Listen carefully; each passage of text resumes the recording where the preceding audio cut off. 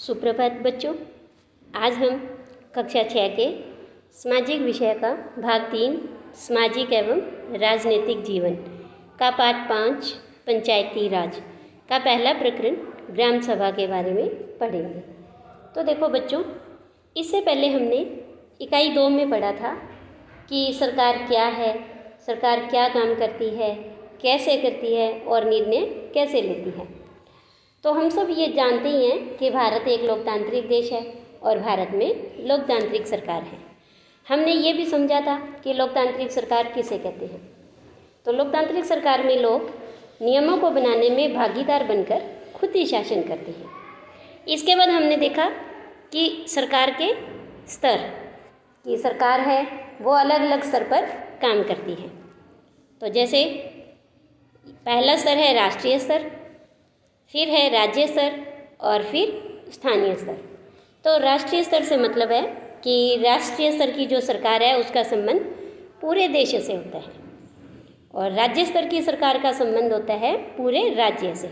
जैसे हमारा राज्य है राजस्थान, तो इस राजस्थान के जो पूरा ध्यान रखे उसे कहेंगे हम राज्य सरकार। इसके बाद है स्थानीय स्तर और इसका मतलब होता है कि हमारा गांव, मोहल्ला या शहर, जिसे हम पंचायती राज भी कहते हैं। अब पंचायती राज व्यवस्था में लोकतांत्रिक सरकार है वो 3 स्तर पर काम करती है। तो देखिए कि ये स्थानीय स्तर के जो आगे 3 भाग हैं वो कौन कौन से हैं। तो जिला स्तर, खंड स्तर जिसे ब्लॉक स्तर भी कहते हैं, और तीसरा स्तर है ग्राम स्तर। तो पंचायती राज व्यवस्था का सबसे जो पहला स्तर होता है वो होता है ग्राम स्तर। और ग्राम स्तर पर ग्राम पंचायत होती है जिसका मुखिया क्या कहलाता है, सरपंच कहलाता है। फिर कुछ ग्राम पंचायतें मिलकर के ब्लॉक स्तर पर पंचायत समिति बनाती है, यानी पंचायत समिति में कुछ ग्राम पंचायतें होती हैं और पंचायत समिति का मुखिया प्रमुख कहलाता है। इसके बाद पंचायत समिति से ऊपर होता है जिला परिषद, ये जिला स्तर पर होती है। इसके अंतर्गत कुछ पंचायत समितियाँ होती हैं और कुछ पंचायत समितियाँ मिलकर जिला परिषद बनाती है और जिसका मुखिया अध्यक्ष कहलाता है।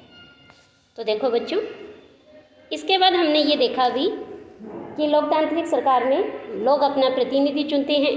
तो जब वो अपना प्रतिनिधि चुन लेते हैं तो उसके बाद क्या होता है, ग्रामीण क्षेत्रों में जो प्रतिनिधि चुने जाते हैं जैसे सरपंच है, प्रमुख है वो, तो इन चुने गए प्रतिनिधियों द्वारा निर्णय कैसे लिए जाते हैं।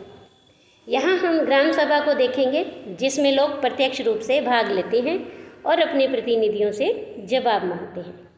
तो सबसे पहले हम देखो बच्चों, नीचे आपको एक चित्र दिखाई दे रहा है और हम इसी चित्र पर ही चर्चा करते हैं कि ये चित्र है ग्राम सभा का। अब आप देखो कि इसमें जो गांव के सभी नागरिक हैं वो भाग ले रहे हैं और ये नागरिक कौन हैं, वही जिनकी उम्र 18 वर्ष या उससे अधिक है, जिन्हें वोट देने का अधिकार प्राप्त होता है और इनका नाम गांव की मतदाता सूची में होता है, वही ग्राम सभा का सदस्य हो सकता है।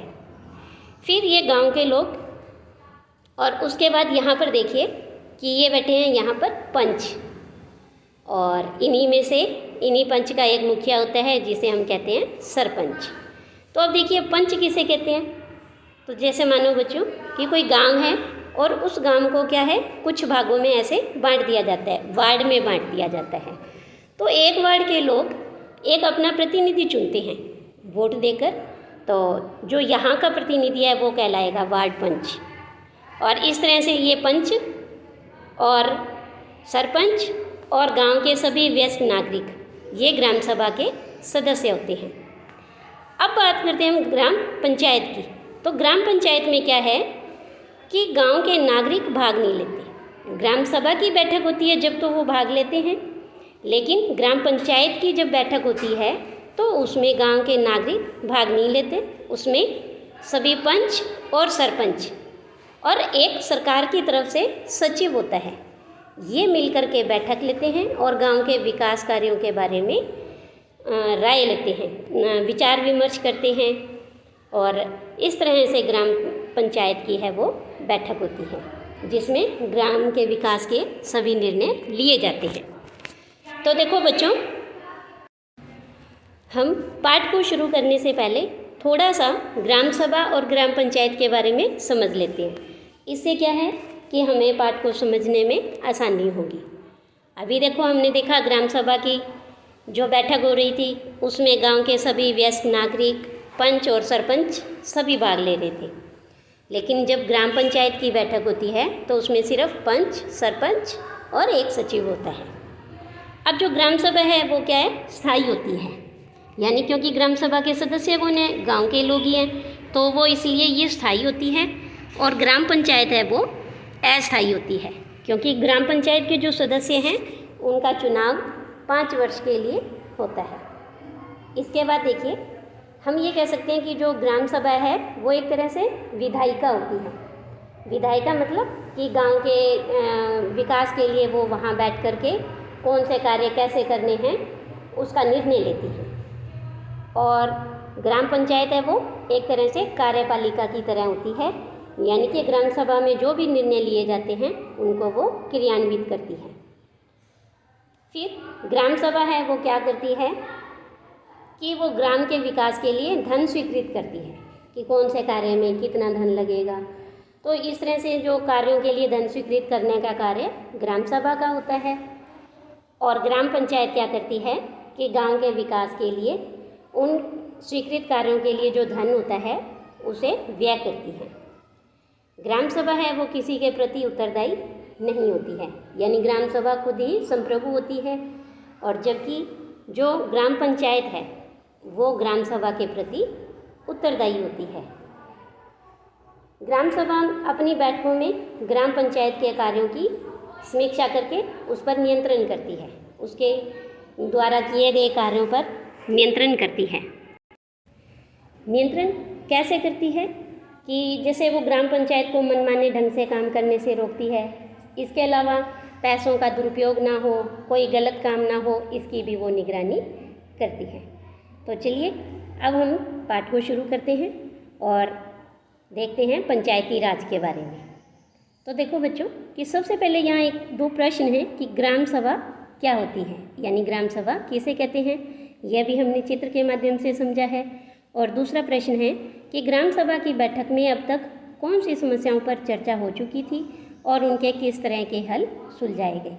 तो चलिए हम इन्हीं प्रश्नों के उत्तर देखते हैं। आज का दिन बड़ा खास है, सभी लोग जल्दी जल्दी ग्राम सभा के लिए जा रहे हैं। क्या आपको पता है क्यों?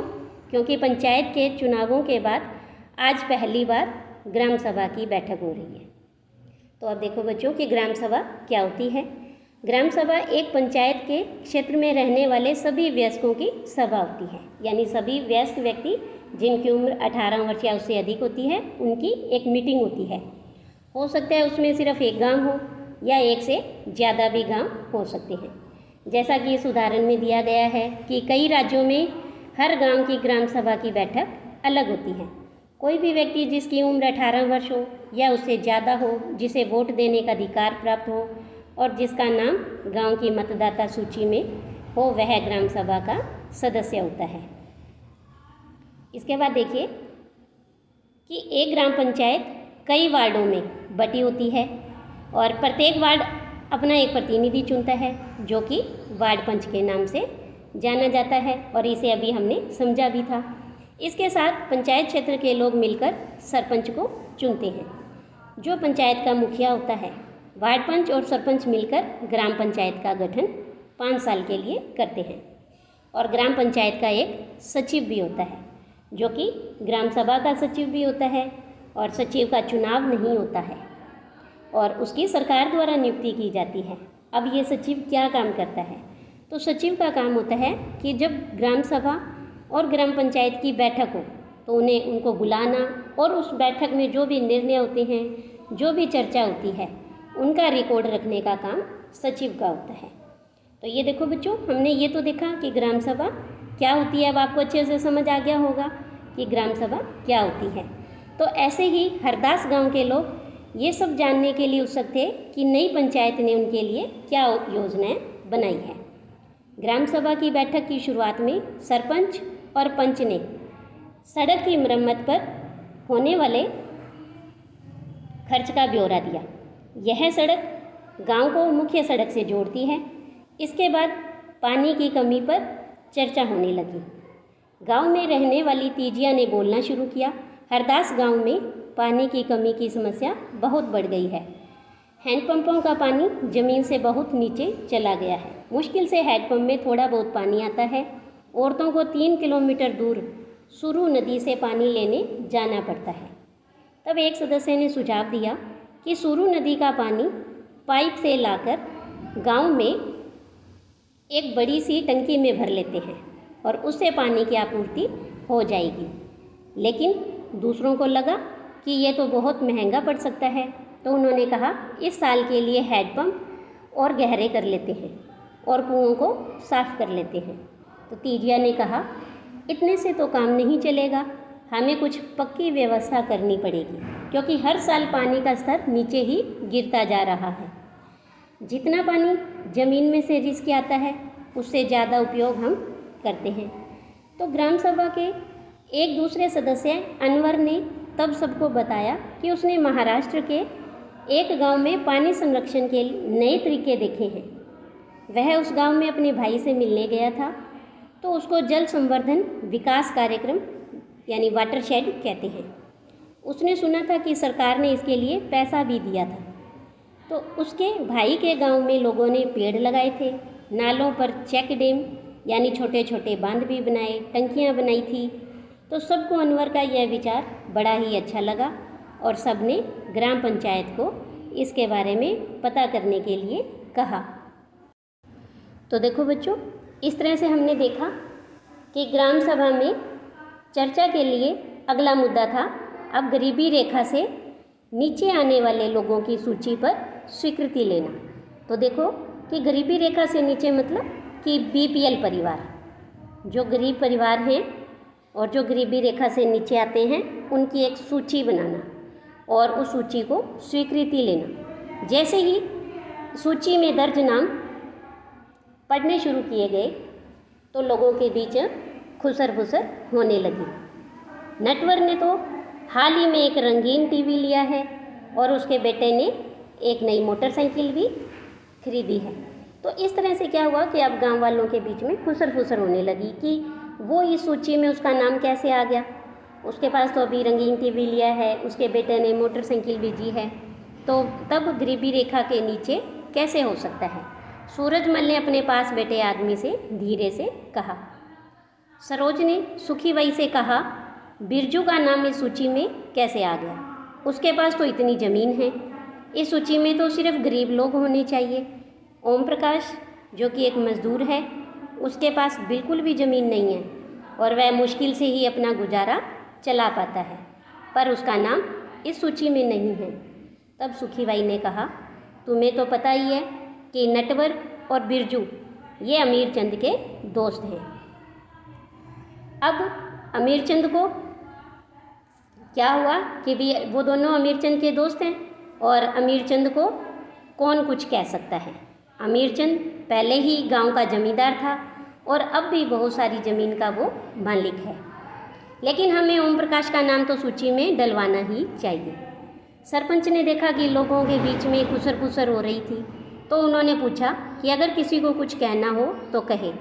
सरोज ने सूरजमल को उकसाने की कोशिश की, वह नटवर और बिरजू के बारे में पूछे, लेकिन सूरजमल है वो चुपचाप बैठा रहा। अमीरचंद ग्राम सभा में बैठा सब पर निगाहें रखे हुए था। सरोज ने उठकर कहा कि ओम प्रकाश का नाम सूची में होना चाहिए। दूसरे लोगों ने भी माना कि ओम प्रकाश का परिवार बहुत ही गरीब है। सरपंच ने पूछा कि उसका नाम सूची में क्यों नहीं था, तो जिस शिक्षक ने गरीबी रेखा के नीचे आने वाले परिवारों का सर्वेक्षण किया था, तो उसने बताया कि मैं ओम प्रकाश के घर कई बार गया, पर हर बार वहाँ ताला लगा हुआ था, वह शायद कहीं काम ढूंढने के लिए गया हुआ था। तब सरपंच ने कहा कि ओम प्रकाश की पारिवारिक आय देखी जाएगी, अगर वह सरकार द्वारा तय की गई राशि से कम है तो उसका नाम भी इस सूची में शामिल किया जाएगा। तो देखा बच्चों आपने कि कैसे जो एक गरीब व्यक्ति है जिसके पास ज़मीन भी नहीं है और उसके घर का गुजारा बड़ी मुश्किल से चलता है, फिर भी उसका नाम इस सूची में नहीं था। तो फिर सरपंच ने क्या कहा कि उसका नाम है इस सूची में, अगर ज़रूरत हुई तो डाला जाएगा। तो इस तरह से ग्राम पंचायत पूरे गांव के हित में निष्पक्ष रूप से काम कर सके, और इसके अंदर ग्राम सभा की भूमिका है वो महत्वपूर्ण होती है। ग्राम सभा की बैठक में ग्राम पंचायत अपनी योजनाएं लोगों के सामने रखती है।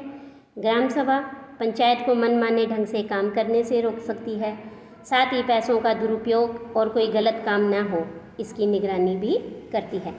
तो इस तरह से ग्राम सभा चुने हुए प्रतिनिधियों पर नज़र रखने और लोगों के प्रति उन्हें जिम्मेदार और जवाबदेह बनाने में महत्वपूर्ण भूमिका निभाती है। तो इसके बाद देखिए बच्चों कि यहाँ कुछ 2 प्रश्न हैं। सबसे पहले ये है कि ग्राम सभा में गरीबी रेखा के नीचे आने वाले परिवारों की जो सूची निर्धारित हो रही थी, क्या उसमें कोई गड़बड़ी थी? यदि हाँ, तो वह गड़बड़ी क्या थी? तो देखो बच्चों कि अभी हमने ये पढ़ा ही था कि इसमें गड़बड़ी थी कि ग्राम सभा के सामने जब इस सूची में नाम पढ़े गए तो इसमें नटवर और बिरजू 2 ऐसे सदस्य थे जो अन्य लोगों की नज़र में गरीब नहीं थे। उनका नाम तो इस सूची में था, जबकि एक अन्य सदस्य ओम प्रकाश जो कि वास्तव में गरीब था, तो उसका नाम इस सूची में नहीं था। तो इस तरह से ये गड़बड़ी इस सूची में हमें मिली थी। फिर दूसरा प्रश्न है कि सरोज ने सूरजमल से बोलने के लिए कहा, फिर भी वह चुप रहा, क्यों रहा? तो देखो, क्योंकि क्या होता है, जैसे नटवर और बिरजू दोनों ही अमीरचंद के मित्र थे।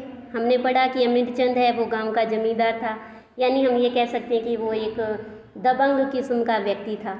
तो उसके विरोध में सूरजमल ने कुछ भी नहीं कहा और वह चुप रहा। इसके बाद देखिए कि क्या आपने ऐसी अन्य घटनाएं देखी हैं जहां लोग अपने लिए ही बोल नहीं पाते? आपके अनुसार ऐसा क्यों होता है और इंसान को बोलने से कौन कौन सी चीज़ रोकती है? तो देखो कि मेरा ये मानना है कि अपने आसपास इस तरह की कई घटनाएं होती रहती हैं कि कुछ व्यक्ति हैं वो अपने खुद के लिए ही बोल नहीं पाते हैं।